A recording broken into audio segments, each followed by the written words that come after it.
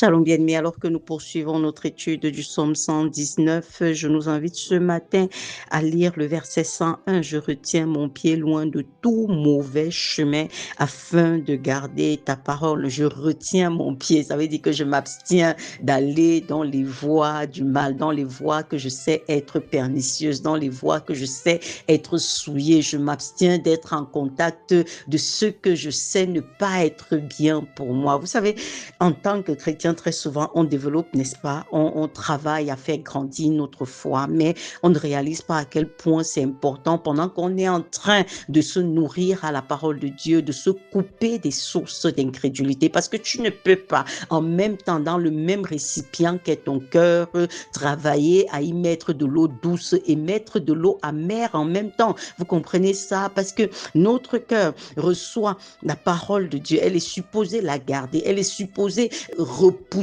tout ce qui va à l'encontre de cette parole, mais très souvent, ce n'est pas ce que je vois quand je vois les habitudes de vie des gens. C'est en fait que des gens, quand je dis des gens, je veux dire des gens qui cherchent le Seigneur, des gens qui lisent la parole de Dieu, des gens qui travaillent à plaire à Dieu, dans leurs habitudes de vie, tu ne vois pas cette conscience claire de ce qu'il faut pendant que je travaille à garder la parole de Dieu dans mon cœur, à me couper des sources d'incrédulité, à me couper du mauvais narratif, parce que tu peux pas en même temps dire que tu écoutes la parole de Dieu qui te dit que ne t'inquiète de rien, recevoir tout le temps des informations qui te disent que ça va mal, il faut surtout t'inquiéter, ça va mal parce que le lendemain est désastreux, on ne sait pas ce que ça sera, ainsi de suite. Tu vas dire, mais est-ce que je dois me couper du monde? Non, toi, tu es responsable de pouvoir trier ce que tu reçois, n'est-ce pas? Ce que tu reçois. Et même quand tu écoutes ces informations, c'est avec quelle perspective, quel est le regard, quel est le but pour lequel tu les écoutes, tu vois un peu, et que ce soit les informations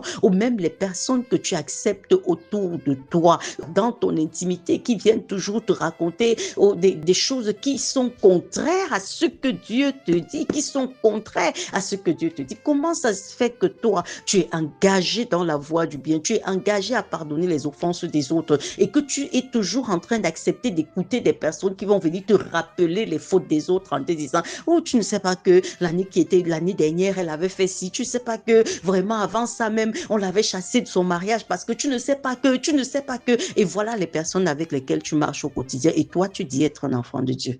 Il y a un problème, n'est-ce pas? Il y a un problème parce que ici, tu vois qu'il avait compris que c'était sa responsabilité vraiment de s'éloigner de tout mauvais chemin afin de pouvoir garder la parole de Dieu. Bien aimé, la Bible dit qu'on ne peut pas servir deux maîtres à la fois. Le Seigneur Jésus nous l'a dit clairement. Il dit soit tu vas aimer l'un et haïr l'autre. Tu ne peux pas servir deux maîtres à la fois. Tu peux pas dire que tu cherches Dieu, tu veux grandir dans les voies de Dieu et en même temps te nourrir des choses empoisonnées au quotidien. Il faut que tu aies le courage de te détacher parce que je sais que c'est aussi ça l'un des vrais problèmes de beaucoup d'enfants. Dieu, c'est la séparation, le courage de pouvoir se séparer. Mais s'il y a des choses, s'il y a des personnes dont tu n'arrives pas à pouvoir te séparer en étant conscient que ça, ce n'est pas bien pour ma vie, ça veut dire qu'en fait, tu es encore sous l'emprise du malin. Ça veut dire que tu es dominé, n'est-ce pas? Et nous savons tous même ce que c'est les relations entre les croyants et les non-croyants. C'est toujours les non-croyants qui dominent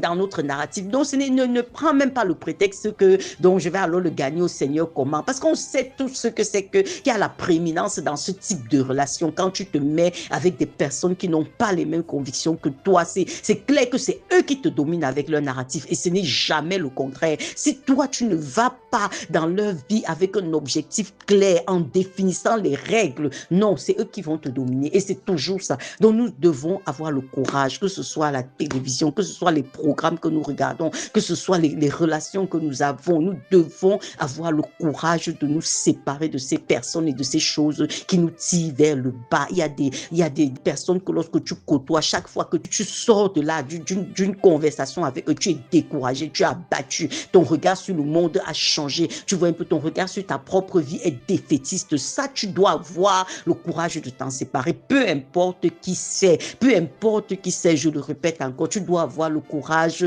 de pouvoir dire que non, ce narratif, Sylvain, il faut que je travaille à ne plus l'écouter, à ne plus entendre ça dans mes oreilles, c'est clair. Donc ici, c'est très important. Je retiens mon pied loin de tout mauvais chemin afin de garder ta parole.